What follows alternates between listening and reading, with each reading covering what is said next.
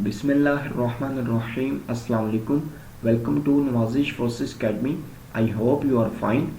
आज से हम नॉन वर्बल इंटेलिजेंट टेस्ट की सीरीज़ स्टार्ट करेंगे। ये सीरीज़ 15 टेस्ट्स पर मुश्तमिल होगी। हर टेस्ट में 15 एमसीक्यूज़ होंगे।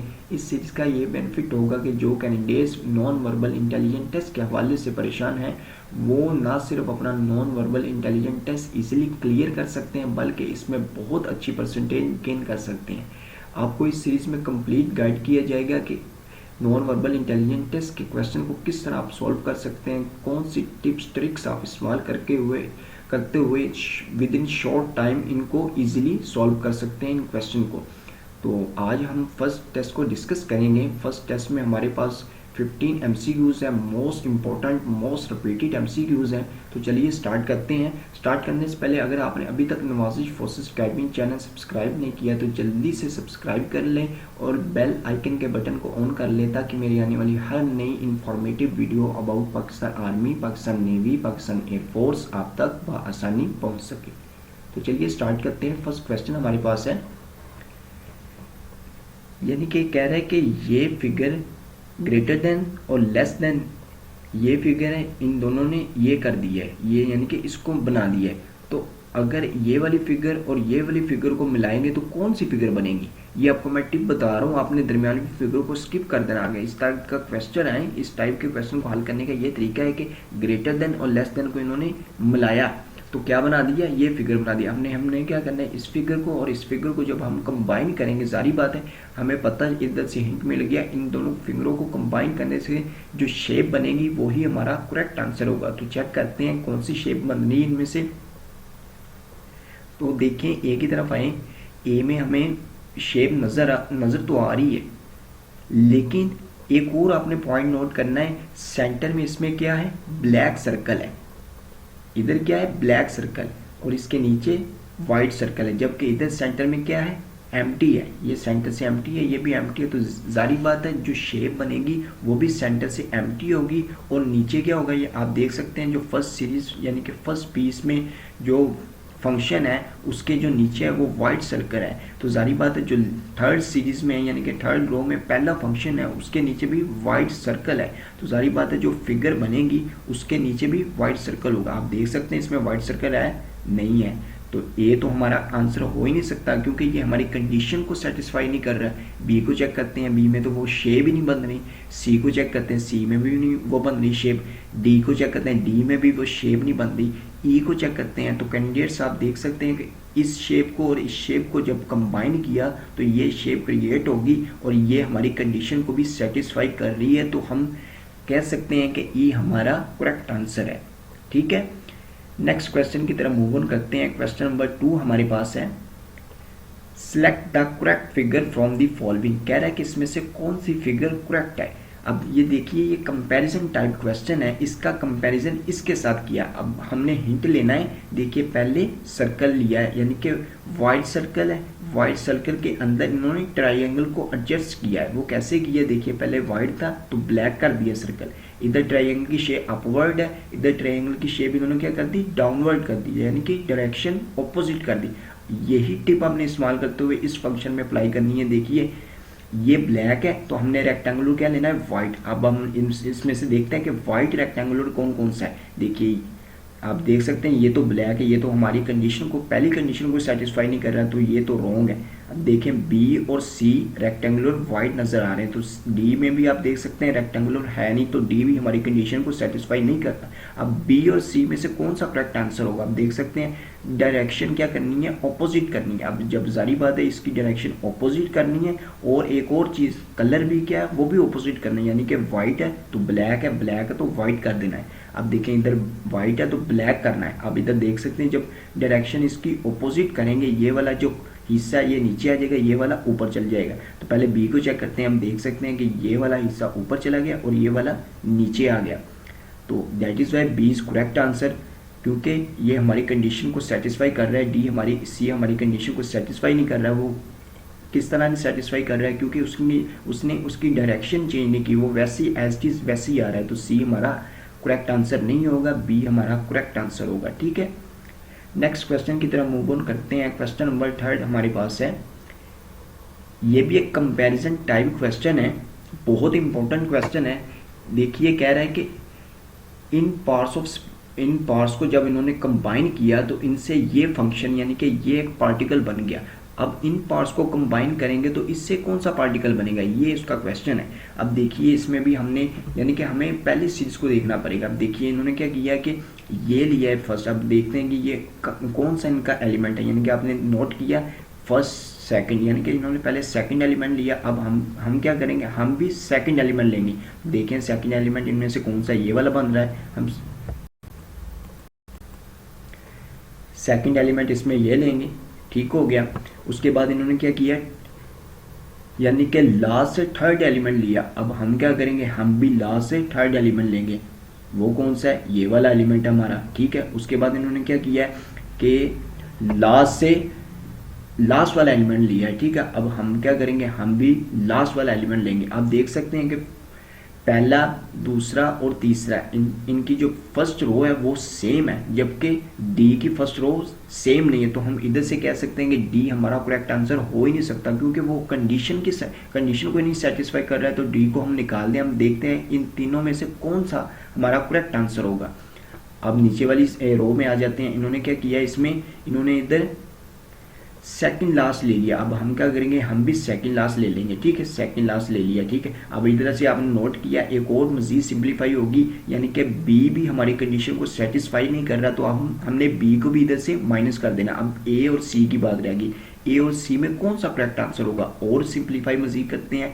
अब इन्होंने मल्टीप्लाई लिया, यानी कि इधर से मल्टीप्लाई क्या बन रहा है, फर्स्ट साइन। अब हम क्या करते हैं, हम भी अपना फर्स्ट साइन देखते हैं, तो वो ये है।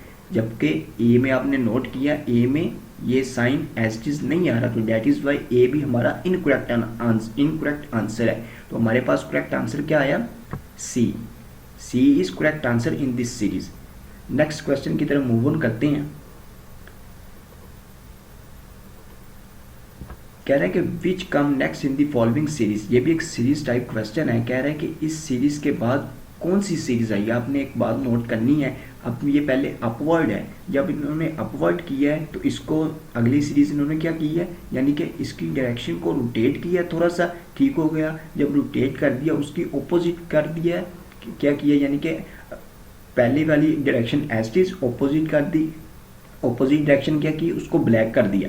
हमने भी यही टिप इस्तेमाल करनी है, यानी कि इसको थोड़ा सा रोटेट करेंगे। जब इसको रोटेट करें, अब हमें हिंट मिल गया कि ऑपोजिट, पहली वाली डायरेक्शन को रोटेट करें, दूसरी वाली डायरेक्शन क्या आएगी, वो ऑपोजिट आएगी। अब हम देखते हैं कि इनमें से ऑपोजिट डायरेक्शन कौन सी है। जब हमने इसको रोटेट किया इधर राइट से लेफ्ट की तरफ, तो इसकी जो डायरेक्शन है वो लेफ्ट से राइट की तरफ क्या होगी, वो ऑपोजिट होगी। जब आप देख सकते हैं इसको रोटेट किया, ये वाली फिगर और ये वाली फिगर सेम आ रही है, ऑपोजिट क्या आ रहा है, वाइड आ रहा है। तो that is why A is correct answer in this series. बाकी इसको हम इग्नोर करेंगे, वो उसकी रीज़न ये है क्योंकि वो कंडीशन ही नहीं सेटिस्फाई कर रहा है, तो हमें टाइम वेस्ट करने का क्या फ़ायदा इसमें। तो ए को हम करेक्ट आंसर कंसीडर करेंगे, ठीक है। नेक्स्ट क्वेश्चन की तरफ मूव ऑन करते हैं। क्वेश्चन नंबर 5 है हमारे पास, बहुत इंपॉर्टेंट मोस्ट रिपीटेड एमसीक्यूज है ये। कह रहा है कि चूज अ सूटेबल आंसर, इनमें से कौन सा सूटेबल आंसर है। ये भी एक सीरीज टाइप क्वेश्चन है। देखिए ये एक सीरीज चल रही है, ठीक है। आपने एक बात नोट की इसमें कि इन्होंने डायरेक्शन भी चेंज कर दी है और प्लेस भी चेंज कर दी है, यानी कि पहले 6 था, ये इधर जाके डायरेक्शन भी चेंज कर दी है और इसकी प्लेस भी चेंज कर दी है। तो यही टिप हमने इस्तेमाल करते हुए थर्ड सीरीज को सॉल्व करना है, थर्ड बार को सॉल्व करना है। वो कैसे करेंगे, हम 4 की तरफ देखेंगे। 4 में यानी कि इसकी डायरेक्शन भी चेंज करेंगे और इसकी प्लेस भी चेंज करेंगे। एक बात आपने और नोट की, यानी कि ये दोनों जो हैं पार्टिकल, यानी कि ट्राइंगल और रेक्टेंगुलर, वो उनके कलर सेम है, इसलिए जो आगे वाली सीरीज में आई एक कलर सेम आया, एक वाइट आया, एक ब्लैक आया, ठीक है। हमने 4 सीरीज को देखते हुए अपनी थर्ड सीरीज को इस तरह हल करनी है, यानी कि 4 सीरीज में एक वाइट है एक ब्लैक है। सारी बात है, जो थर्ड सीरीज होगी उसमें दोनों वाइट होने लाजम है, क्योंकि हमारी कंडीशन है, क्योंकि हमने पहले को देखते हुए अपनी थर्ड सीरीज की कंडीशन को फुलफिल करना है। वो इसी बलबूते पर हो सकती है कि अगर वो पहले वाली कंडीशन को सेटिस्फाई करे। तो थर्ड की कंडीशन है कि दोनों का वाइट होना लाजमी। अब देखते हैं इन दोनों में से वाइट कौन कौन से। अब देखें ये 1 और 2 तो हमारी कंडीशन ही नहीं सेटिस्फाई कर रहा है, इसको तो हम वैसे ही माइनस कर देंगे। थर्ड और 4 को देखें, ये हमारी कंडीशन में आ रहा है। एक और आपने बात नोट की कि इनकी प्लेस भी चेंज करनी है और इनकी डायरेक्शन भी चेंज करनी है। अब हमने प्लेस चेंज करें, फॉर एग्जांपल हम इसकी प्लेस चेंज करेंगे तो ये चला जाएगा इधर। आपने नोट किया जब ये इधर चला जाएगा तो इसकी प्लेस भी चेंज होगी, इसकी डायरेक्शन ये इधर चल आ जाएगा, इसकी प्लेस भी चेंज होगी, इसकी डायरेक्शन भी चेंज होगी। आपने नोट किया कि ये डायरेक्शन तो सिमिलर आ रही, क्योंकि हमने इसको रोटेट जब किया ये तो एस्टीज आ गई, तो जारी बात है एस्टीज नहीं आना चाहिए था, ऑपोजिट आना चाहिए था। तो डेट इज वाई 3 हमारा इनकरेक्ट आंसर है, 4 करेक्ट आंसर है, क्योंकि इसकी डायरेक्शन भी चेंज है, इसकी प्लेस भी चेंज है। तो 4 is correct answer. Next question की तरफ मूव ऑन करते हैं। क्वेश्चन नंबर 6 हमारे पास है,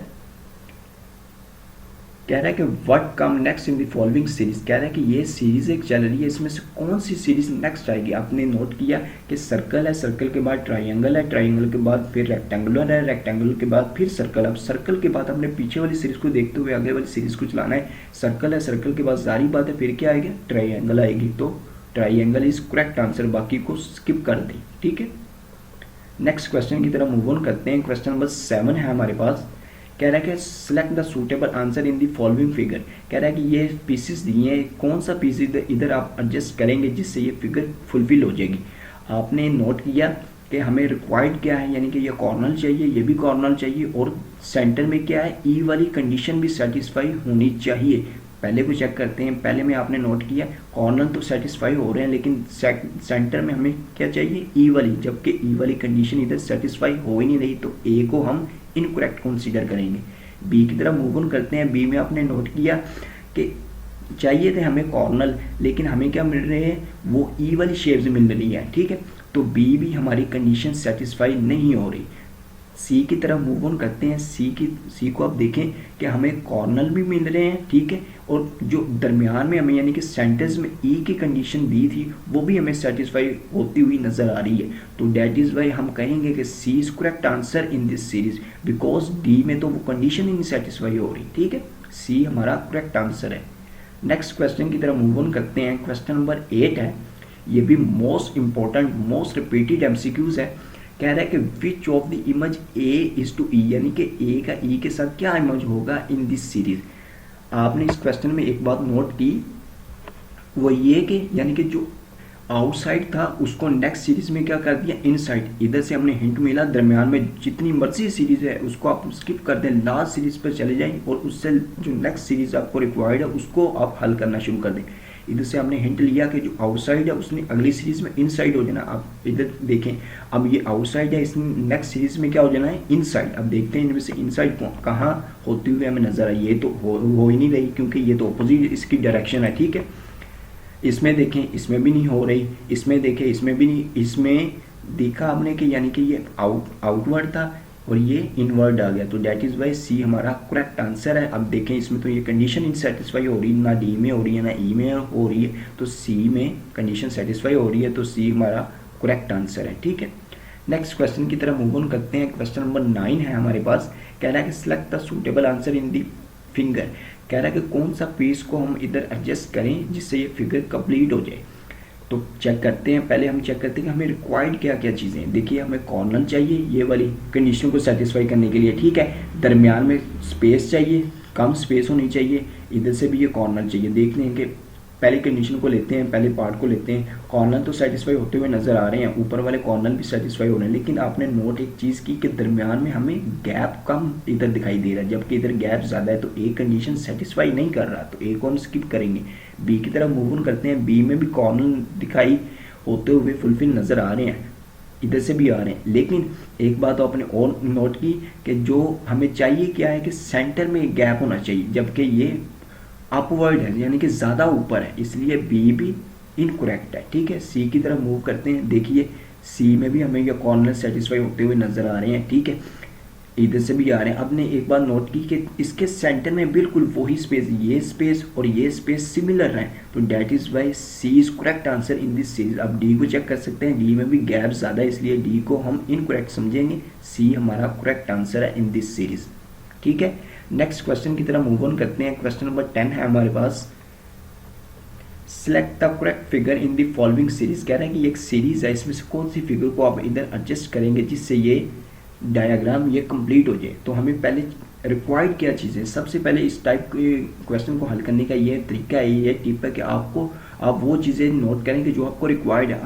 हमें रिक्वायर्ड क्या है कि एक वर्टिकल लाइन होनी चाहिए, ठीक हो गया, एक वर्टिकल लाइन हमें चाहिए, एक थोड़ी सी हॉरिजॉन्टल चाहिए। पहले तो ये वन कंडीशन को सेटिस्फाई करने की कोशिश करते हैं। पहले को चेक करते हैं, आपने नोट किया कि इधर हमें लाइन जो हॉरिजॉन्टल है वो कम चाहिए थी, लेकिन इधर क्या मिल रही है, वो ज़्यादा मिल रही है। तो ए तो हमारी कंडीशन को सेटिस्फाई कर ही नहीं रहा पहली कंडीशन को, तो ए इनकरेक्ट है।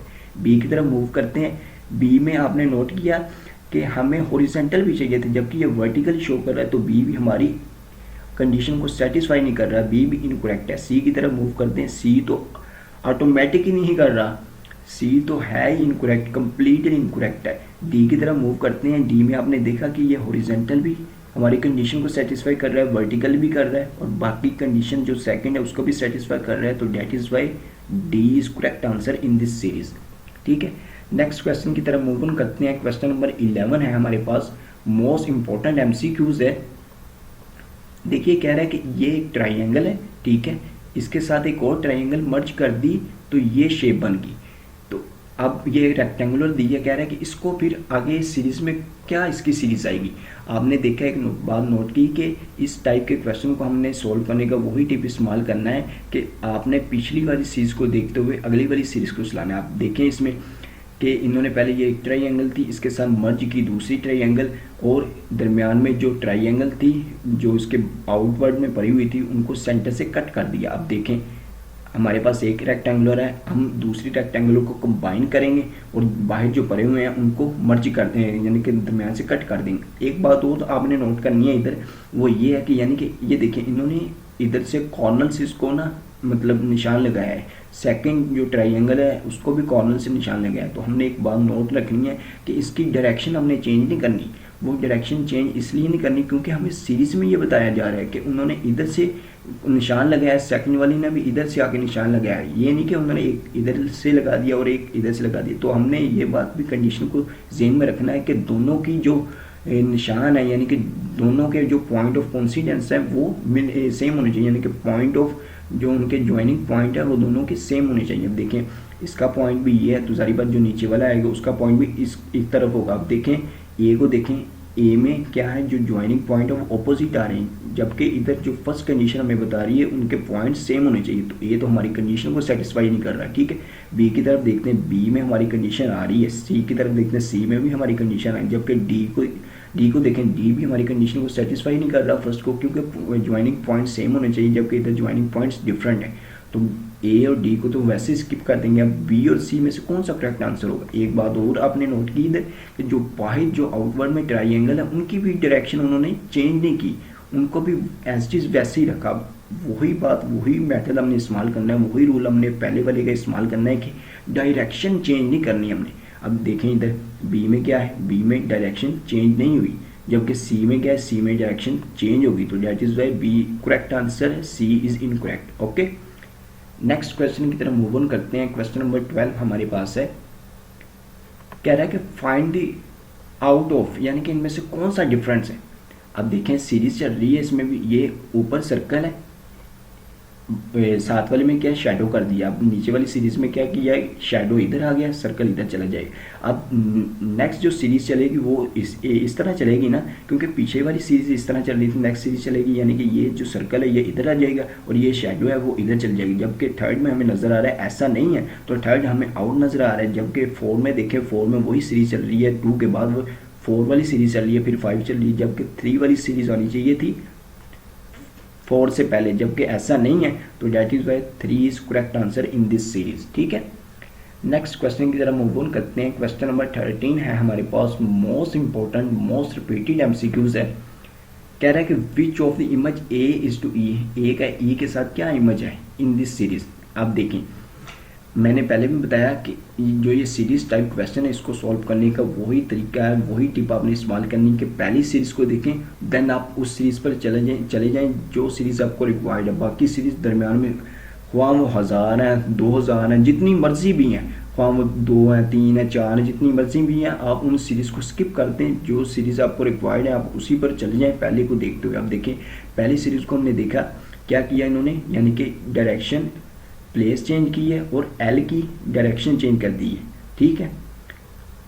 इसको हमने इस्तेमाल करते हुए, यानी कि नीचे वाले की डायरेक्शन चेंज नहीं की, इसको इस्तेमाल करते हुए इसकी मतलब हमने सिंप्लीफाई करनी है। अब देखें इसकी क्या करेंगे, प्लेस चेंज करेंगे, यानी कि ये एल की शेप पहले इधर को है, अब एल की शेप इधर को हो जाएगी और टी को इधर ले जाएंगे, ठीक है। तो देखते हैं इनमें से कौन सी सीरीज आ रही है।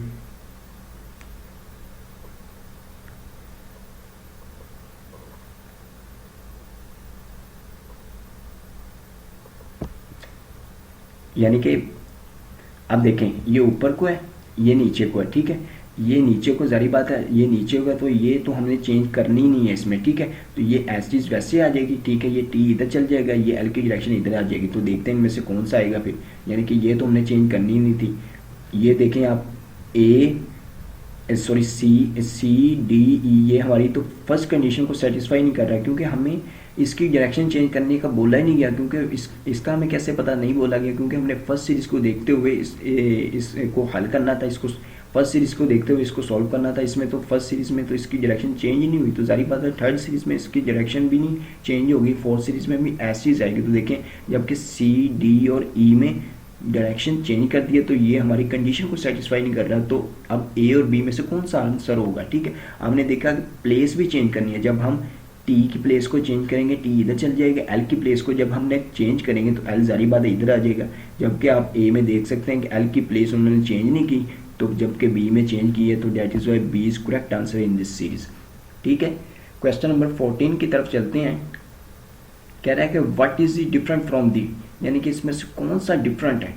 आप देख सकते हैं कि ये पहले ऊपर से उन्होंने कट कर दिया, फिर नीचे से कट कर दिया, फिर डी की शेप बना दी, फिर ऐसे कर दिया, फिर इसको ऐसे कर दिया, यानी कि एक एक लेसन कर दिया, ग्रेटर देन कर दिया, ठीक है। आप देख सकते हैं कि जबकि जो थर्ड है उसमें डी की शेप बन रही है। आप देख सकते हैं ना 1 में शेप कोई बन रही है, ना 2 में बन रही है, ना 4 में बन रही है, ना 5 में बन रही है, जबकि डी में 3 में डी की शेप बन रही है। तो that is why 3 is correct answer in this series, ठीक है। क्वेश्चन नंबर 15 की तरफ चलते हैं। लास्ट क्वेश्चन है इस टेस्ट का। कह रहा है कि select the correct figure from the following, इनमें से कौन सी फिगर करेक्ट है। अब देखिए ये भी कंपैरिजन टाइप क्वेश्चन है, इसका कंपैरिजन इसके साथ किया, यानी कि पहले ये ट्रायंगल बाहर थी, फिर यानी कि आउटवर्ड थी, अब इन्होंने इनसाइड कर दिया। अब हमने क्या करना है, जारी बात हमें ट्रिक का पता चल गया कि अगर आउटवर्ड है तो जारी बात इनसाइड ही आनी, आउटवर्ड है तो इनसाइड क्या होगी इसमें से सी, तो C is correct answer in this series. तो स्टूडेंट्स आपने देखा कि कितनी इजीली, कितनी इंपॉर्टेंट टिप्स ट्रिक्स को हमने इस्तेमाल करते हुए इस इंटेलिजेंट टेस्ट को कितनी इजीली सॉल्व कर लिया। मैं उम्मीद करता हूं कि आपको ये इंटेलिजेंट टेस्ट बहुत अच्छी तरह अंडरस्टैंड हो गया होगा और आप इजीली आप इस तरह के इंटेलिजेंट टेस्ट के क्वेश्चन को सॉल्व करने के नॉन वर्बल पोर्शन में आने वाले इस तरह के क्वेश्चन को आप इस तरह के नॉन वर्बल में आने वाले इंपॉर्टेंट क्वेश्चन को सॉल्व करने के काबिल होंगे। वीडियो को आप, और इंशाल्लाह बहुत जल्द हम वर्बल इंटेलिजेंट टेस्ट की सीरीज़ भी स्टार्ट करेंगे, जिसमें भी आपको बहुत इंपॉर्टेंट टिप्स और ट्रिक्स के साथ गाइड किए जाएंगे। उसके बाद फर्दर इंग्लिश, फिर फिजिक्स, फिर पर्सनैलिटी टेस्ट के बारे में भी हम इंशाल्लाह बहुत जल्द अपनी सीरीज़ को स्टार्ट करेंगे। तो मैं उम्मीद करता हूँ कि आप सबको ये टेस्ट बहुत अच्छी तरह, बहुत ईजी वे में आप अंडरस्टैंड करेंगे और इंशाल्लाह अल्लाह ताला के फजल व करम से आप अपने टेस्ट को क्लियर करेंगे और आप अपने ख्वाब को पाया तकमील तक पहुँचाएँगे। अल्लाह ताला आपका हामी नासिर हो। अस्सलामु अलैकुम वरहमतुल्लाहि वबरकातुहू।